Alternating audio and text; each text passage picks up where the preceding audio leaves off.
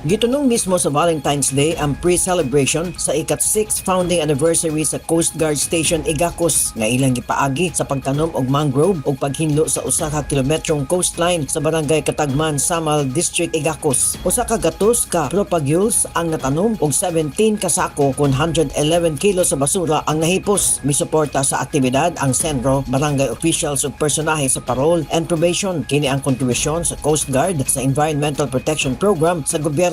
Sa malapatan sa Langani Province, nakigduyog ang mga sundalo sa 73rd Infantry Neutralizer Battalion sa coastal cleanup ug mangrove growing activity nga gipangunahan sa Municipal Environment and Natural Resources Office kun Menro. Gipahigayon kini sa baybayon sa Barangay Tuyan ug poblasyon. Malapatan nga giapilan sa mga personahe sa PNP Maritime Group, Philippine Coast Guard, BFP, Senro, DNR, barangay officials ug mga civilian volunteers. Atol sa aktibidad, gipasabot ang kaimportante sa waste segregation nga dakong tabang sa pagkunhod sa polusyon. Peng Alinyo, Newsline Philippines. Stay safe!